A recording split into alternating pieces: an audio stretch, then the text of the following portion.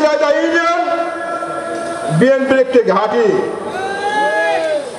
আজ সেই ঘাঁটি নষ্ট করার জন্য একটি কুচক্রী মহল উঠে পড়ে লেগেছে। আজকে আপনারা এখানে যারা বসে আছেন প্রত্যেকের নামে কিন্তু মামলা মোকদ্দমা আছে। আপনারা কেউ কিন্তু বিগত 16 বছর বাড়িতে ঘুমাতে পারেন নাই।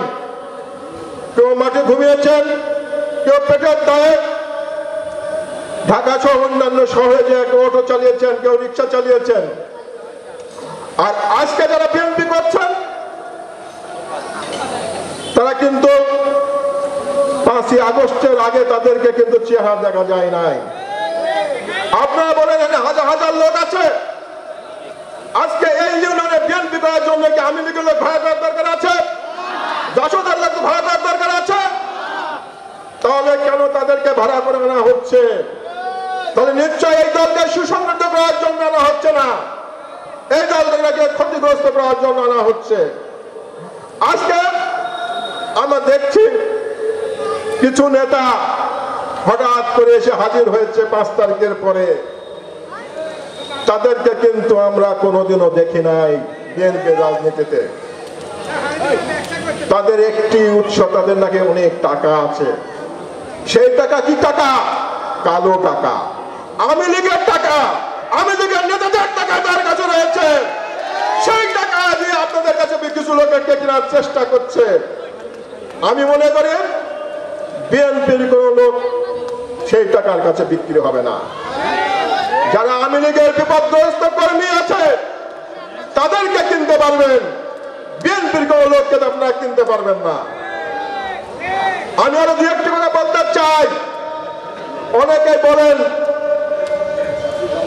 বিএনপি আমলে কোনো উন্নয়ন হয় নাই, অনেকেই বলেছেন। আমাদের এক সাংবাদিক নেতাও শিলাইদায় বক্তৃতায় বলেছেন ঠাকুর বাড়িতে। আমি বলতে চাই কুমারখালী, খুকসা তথা কুষ্টিয়ায় যে উন্নয়ন হয়েছে সেটা একমাত্র বিএনপির সময় হয়েছে এবং সেটা সৈয়দ মেহেদী আহমেদ রুমির হাত ধরে হয়েছে। আপনারা দেখেন কয়া কলেজ আজকে যে জায়গায় দাঁড়িয়ে আমি বক্তৃতা করছে, সেই বিশ্বকবি রবীন্দ্রনাথ ঠাকুরের নামে যে college, Kumarkhali Adarsha degree college, Dhubrakal college, Jagannathpur college, Charangi college, সবগুলো কলেজ কিন্তু হয়েছে সৈয়দ মেহেদী আহমেদ রুমির হাত ধরে। তিনি কিন্তু তার প্রচেষ্টাই কিন্তু সেই কলেজগুলো হয়েছে। সৈয়দ মাসুদ রুমি কলেজ কুষ্টিয়ার একটি বড় কলেজ। এরকম অসংখ্য শিক্ষা প্রতিষ্ঠান রয়েছে যেগুলো সৈয়দ মেহেদী আহমেদ রুমির হাত ধরে হয়েছে। আমি চ্যালেঞ্জ করে বলতে পারি আজকে এই জনসভায় মেহেদী রুমির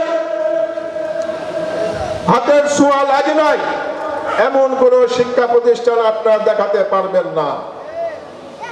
আজকে যদি আমি বিদ্যুতের কথা বলি, আজকে যে বিদ্যুৎ, সেই বিদ্যুৎ আগে কিন্তু বিদ্যুৎ পাওয়া ছিল না সোনার হরিণ, সেই বিদ্যুৎ কিন্তু বাড়ি বাড়ি পৌঁছে দিয়েছেন সৈয়দ মেহেদী আহমেদ রুমি।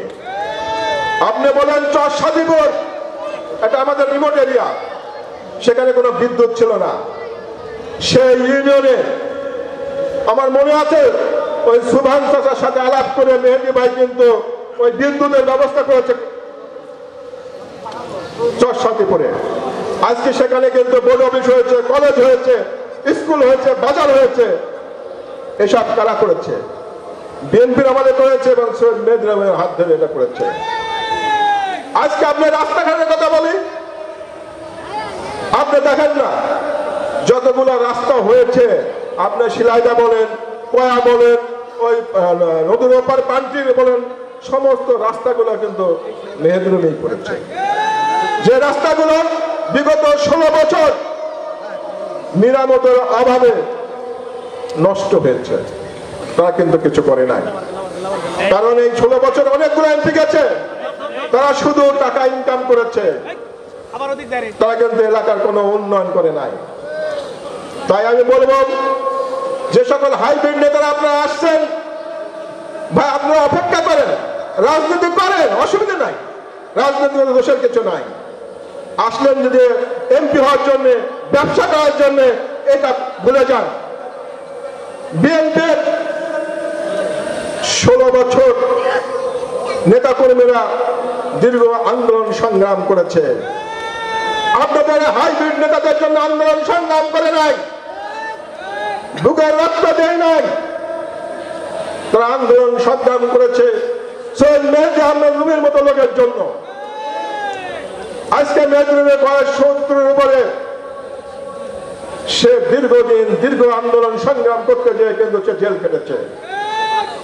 তাহলে তাদের এই জেলের খাওয়াটা কি দেখা যাবে? এখনো কিন্তু বেগম খালেদা জিয়া বেঁচে আছেন, তারেক রহমান এই দলের নেতৃত্ব দিচ্ছেন। তারেক রহমান জানে কাকে এমপি বানাতে হবে। আপনারা নিশ্চিত থাকেন, আগামী দিনে যে নির্বাচন আসছে, এই নির্বাচনে আমাদের কুমারখালী খুকসা আসনের এমপি হিসাবে, ধানের শীষের এমপি হিসাবে আমরা সৈয়দ মেহেদী আহমেদ রুমিকে ইনশাল্লাহ পাবো। এবং আপনারা সবাই ঐক্যবদ্ধ থাকবেন, কোনো বিভ্রান্তি হবেন না, এবং আগামী দিনের উন্নয়নের কথা চিন্তা করে আপনারা তাকে ধানের শীষে ভোট দিয়ে জয়যুক্ত করাবেন, এই আশা ব্যক্ত করে আমি আমার বক্তব্য শেষ করছি। বাংলাদেশ জিন্দাবাদ, শহীদ জিয়া রহমান, খালেদা জিয়া জিন্দাবাদ, তারেক অহংকার, তারেক রহমান জিন্দাবাদ, জিন্দাবাদ।